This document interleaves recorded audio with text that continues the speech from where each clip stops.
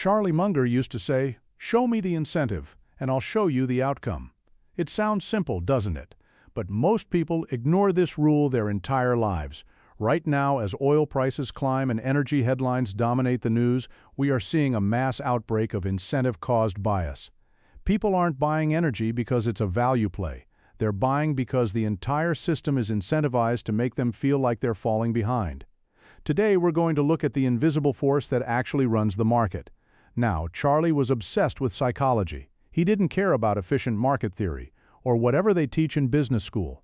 He cared about how the human brain actually works under pressure, and the most powerful force he ever identified was incentive-caused bias.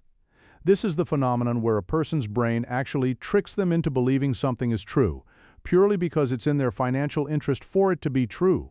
They aren't lying to you, they've successfully lied to themselves. That makes them dangerous. You've heard the old Omaha saying, "Never ask a barber if you need a haircut." It's a joke, but it's also the secret to professional investing. Think about the people telling you to buy energy stocks right now. If you ask a commodities broker if you should buy oil, what is he going to say? His kid's tuition is paid by commissions. He needs volume. If you ask a financial journalist what the hot trade is, they need clicks. A headline about a 30% gas hike gets 10 times the traffic of a headline about boring long-term compounding. Their brains have become fine-tuned instruments for finding reasons to justify the trade. They see a safe haven because their paycheck demands that they see one. Let's look at the energy surge itself. When crude moves, the speculators rush in. They tell themselves they're hedging against geopolitical risk. That sounds very sophisticated. But look at the incentive. They want a fast score. They want to prove they're smarter than the market. This incentive-caused bias blinds them to the reality of the business. They forget that energy is cyclical. They forget that high prices eventually lead to more supply and lower demand. They are so focused on the win that they stop looking at the risks. They aren't looking at the Permian Basin's cost of production. They're looking at their own P&L statement, and that's a recipe for a lollapalooza of stupidity. Munger often talked about how incentives lead to horrible professional misconduct. In the late 90s, the incentives led to the dot-com crash. In 2008, the incentives for mortgage brokers led to the Great Recession.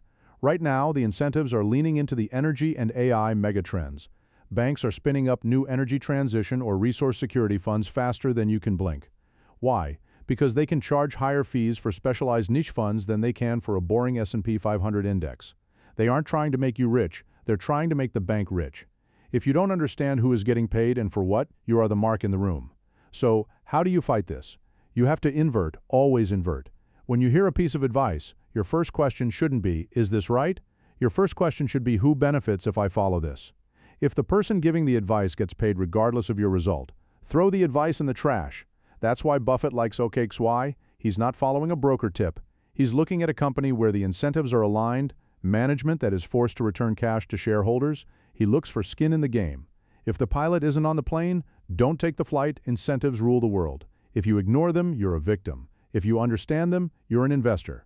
Don't be the guy who gets his haircut just because the barber told him it was getting a little long.